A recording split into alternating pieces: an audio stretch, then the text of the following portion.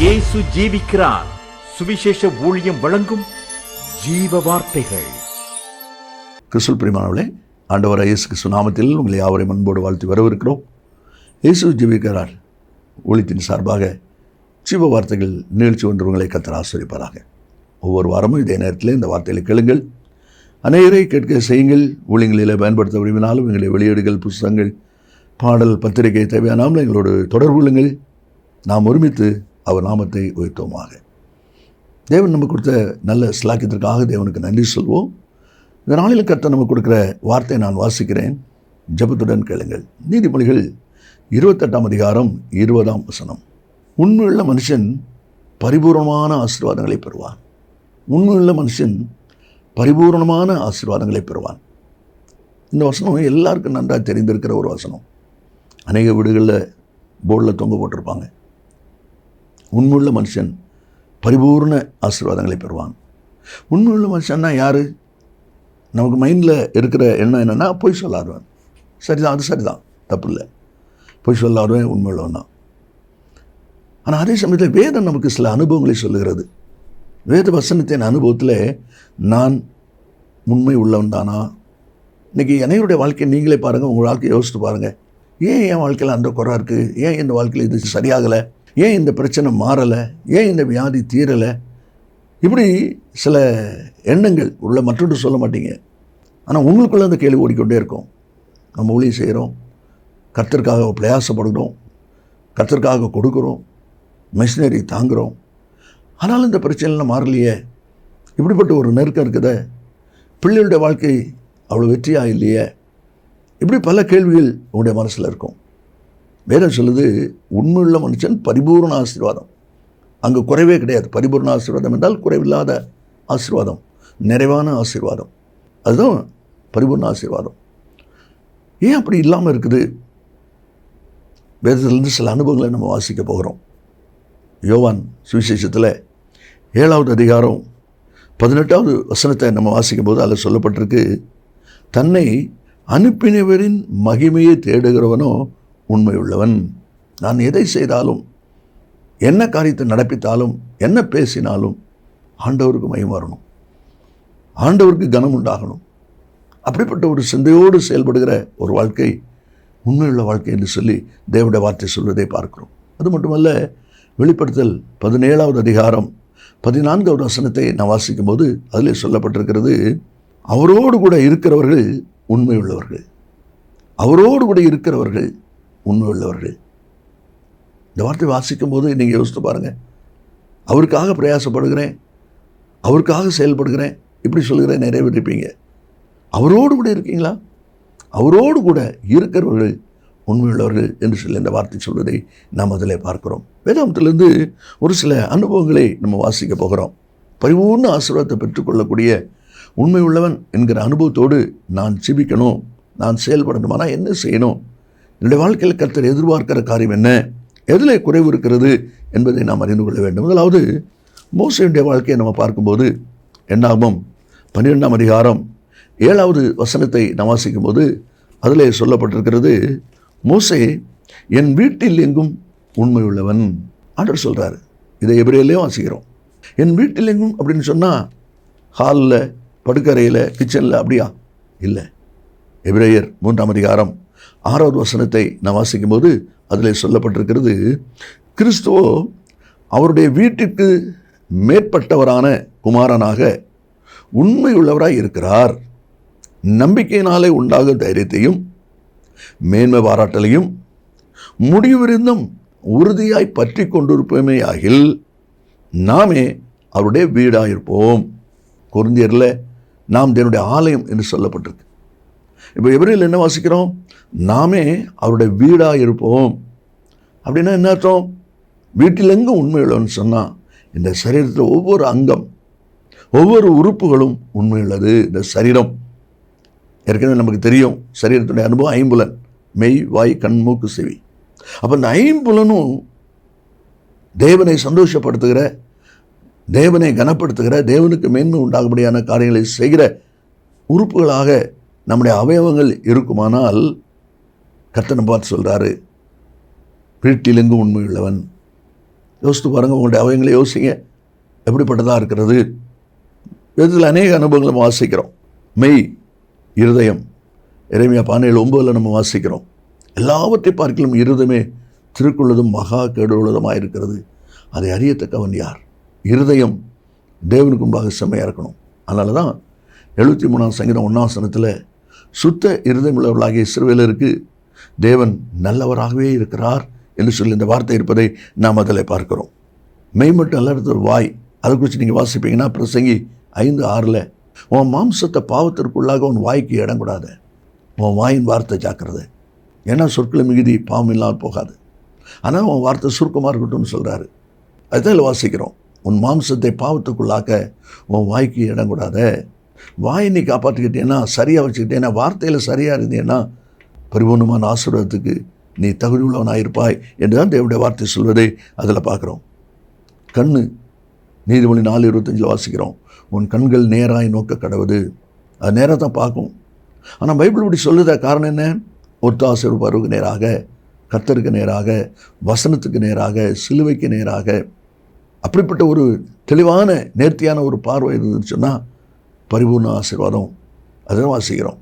அதே போல் 54 மூக்கு என்று சொல்லி வாசிக்கிறோம். முகர்தல், நோவா பலி செலுத்தும் பொழுது சுகந்த வாசனை கர்த்தர் முகர்ந்தார், ஆதியாகமம் 8:24 வாசிக்கிறோம்.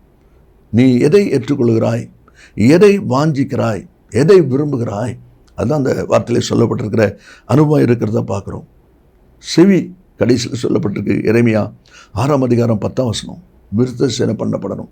செவி விருத்த சேனை பண்ணப்படலைன்னா தேவையில்லாததை கேட்கும், தேவையில்லாத பக்கத்துக்கு அது திரும்பும், தேவையானதை கேட்காது, தேவையானதுக்கு காதை அடைச்சிக்கிடும். அதனால் தான் ஆண்டவர் சொல்கிறார், கேட்கறதுக்கு காது உள்ளவன் கேட்க கடவன். நம்முடைய காது கேட்கிற காதாக இருக்குமானால் பரிபூர்ணமான ஆசீர்வாதத்துக்கு நாம் ஆயத்தம் என்று சொல்லி அந்த வார்த்தை சொல்வதை நாம் அதில் பார்க்கிறோம். அது மட்டுமல்ல, நீதிமொழி புஸ்தகம் 11ஆவது அதிகாரம் 13ஆவது வசனத்தை நாம் வாசிக்கும் போது 2வது ஒரு அனுபவம் சொல்லப்பட்டிருக்கு. உண்மையுள்ளவனோ காரியத்தை அடக்குகிறான். அலப்புகிறவளாக இருக்கக்கூடாது, பறைசாற்றுவளாக இருக்கக்கூடாது. காரியத்தை அடக்குகிறான், அதை தனக்குள்ளேயே அமைதலாக வச்சுக்கிடணும். தேவனுக்கு நமக்கு இருக்கிற ரகசியம் வெளியே வரக்கூடாது. யார் அதை கட்டுப்பாடோடு செயல்படுத்துகிறாங்களோ அவர்கள் உண்மையுள்ளன்னு சொல்லி வார்த்தை சொல்வதை அதில் நான் பார்க்கிறோம். மத்தேயு 1ஆம் அதிகாரம் 19ஆம் வசனத்தில் யோசேப்பு குறித்து சொல்லப்பட்டிருக்கு. அவர்கள் கூடி வரும் முன்னே மரியா கர்ப்பவதி ஆனாள் என்கிற வார்த்தை வந்த உடனே அந்த வசனத்தில் சொல்லப்பட்டிருக்கிறது, அவளை அவமானப்படுத்த மனதில்லாமல் ரகசியமாய் தள்ளிவிட யோசனையாயிருந்தான். அவமானப்படுத்த மடமல், கேட்டீங்களா, இப்படியா அப்படி சொல்லலை, அடக்கணும். கர்த்தர் அதை எதிர்பார்க்கிறார். உங்களுடைய வாழ்க்கையை யோசித்து பாருங்கள், எவ்விதமாய் நீங்கள் செயல்படுகிறீர்கள். தீமையை பறைசாற்றுகிற, அருவருப்பான காரியங்களை பறைசாற்றுகிற ஒரு நபராக நீங்கள் இருப்பீங்கன்னா இன்றைக்கி மனம் திரும்புங்க. அப்படிப்பட்ட காரியம் செய்யாதீங்க. பரிபூர்ணமான ஆசீர்வாதத்தை நீங்கள் பெற்றுக்கொள்வதற்கு அது தடையாக இருக்கும். ஒருவேளை நான் கர்த்தருக்காக இவ்வளோ பிரயாசப்பட்டு நன்மை கிடைக்கலையே என்று யோசிப்பீங்கன்னா இந்த விஷயத்தை குறித்து நீங்கள் யோசித்து பாருங்கள், நீங்கள் எவ்விதமாக இருக்கிறீங்க. நீதிமொழி 10ஆம் அதிகாரம் 19ஆம் வசனத்தில் தன் உதடுகளை அடக்குகிறவனோ புத்திமான். 16ஆம் அதிகாரம் 32ஆம் வசனத்தில் தன் மனதை அடக்குகிறவன் உத்தமன்.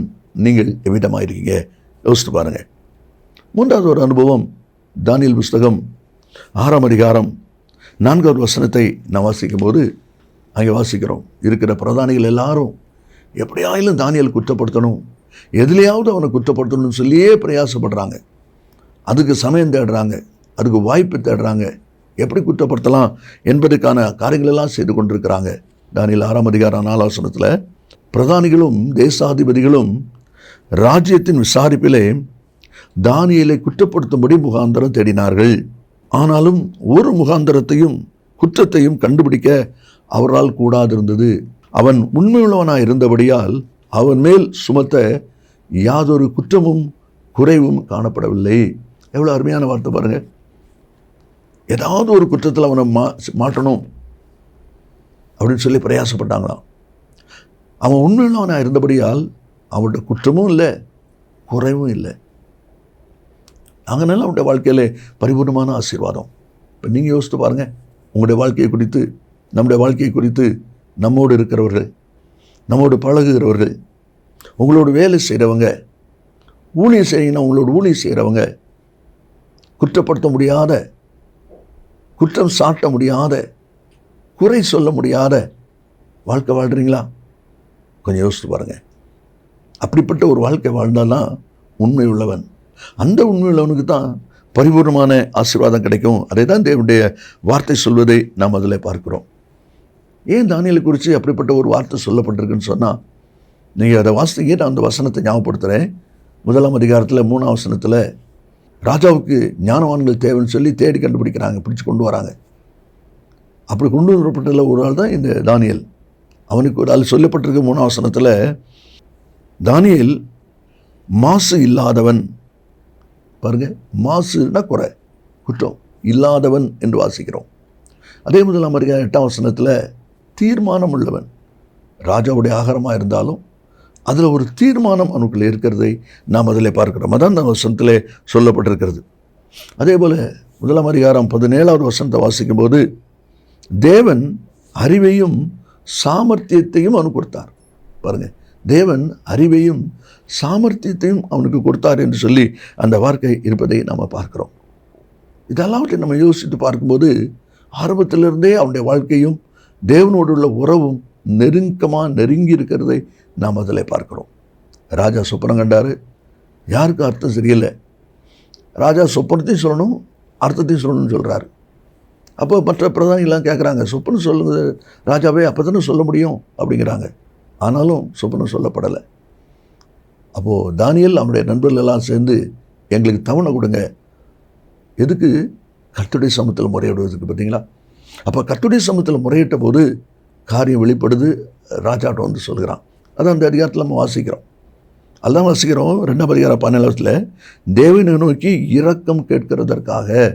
இந்த வார்த்தை கேட்கிற அன்பு நேச பிள்ளைகளே, உங்களுடைய வாழ்க்கையில் எந்த குறைவு, எந்த தேவை நீங்கள் பார்ப்பீங்கனாலும் அந்த இடத்துல ஆண்டவருடைய சமூகத்தில் விசாரிக்க நீங்கள் வருவீங்கன்னா, மனுஷத்தை ஜனங்கள்கிட்ட போகாமல் கர்த்தரிடத்தில் விசாரிக்க வருவீங்கன்னு சொன்னால் உங்களுடைய வாழ்க்கையில் வெற்றியான ஆசீர்வாதம் இருக்கும்.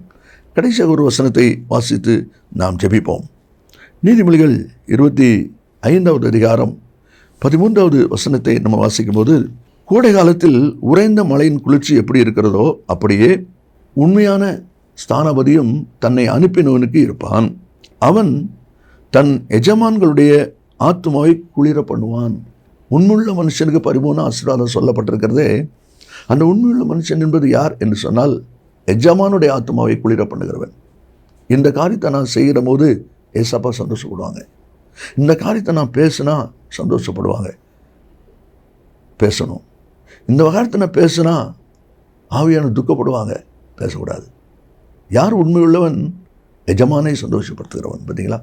நம்ம செய்கிற செயல், நம்ம நடந்து கொள்கிற முறைகள், பழகிற விதங்கள், இவை எல்லாவற்றிலும் எஜமானாகிய இயேசுவுக்கு சந்தோஷத்தை உண்டாக்குகிற, மகிழ்ச்சியை உண்டாக்குற காரியமாக நம்முடைய இருக்குமானால் நாம் உண்மையுள்ளவர்கள். அதே தான் சொல்லப்பட்டிருக்கு. உண்மையுள்ள மனுஷன் எஜமானுடைய ஆத்மாவை குளிர பண்ணுவான் என்று சொல்லி அந்த வார்த்தை இருக்கிறதை நாம் அதில் பார்க்கிறோம். ஏன் அப்படின்னு சொன்னால், ஆண்டவர் அதே இடத்துல எதிர்பார்க்கிறார். பிலிப்பியர் 2:2 பவுல் சொல்லும் பொழுது, என் சந்தோஷத்தை நிறைவாக்குங்கள் என்று சொல்கிறார். பார்த்தீங்களா? என் சந்தோஷத்தை நிறைவாக்குங்கள். நாம் அழைக்கப்பட்டு தெரிந்து கொள்ளப்பட்டு தேவனுடைய இரத்தத்தால் மீட்கப்பட்ட அனுபவம்லாம் எதுக்கு அப்படின்னு சொன்னால், அவரை சந்தோஷப்படுத்துவதற்கு. அந்த எண்ணம், அந்த நினைவு யார் யார் மனசில் தன் வாழ்க்கையில் இருக்குதோ அவங்க உண்மையுள்ளவர்கள். வேதம் அதை தான் சொல்லுது. அதை தான் நம்ம அதில் வாசிக்கிறார். 4வது ஒரு அனுபவமாய் நாம் அதில் பார்க்கிறோம். ஆதியாகமம் 22ஆம் அதிகாரம் 12ஆம் வசனத்தை வாசிக்கும் போது, ஈசாக்கை பலிபீடத்தில் கட்டி கிடத்தி அவன் கத்தி எடுக்கிறான் வெட்டுறதுக்கு.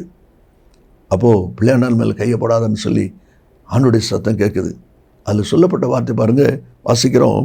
நீ தேவனுக்கு பயப்படுகிறவன் என்று இப்பொழுது அறிந்திருக்கிறேன். இவ்வளோ யோசித்து பாருங்கள். பையனை கூட்டிகிட்டு வரான், சகல ஆயத்தங்களை செய்து வரான், வேலைக்காரரை விட்டுட்டு வரான்.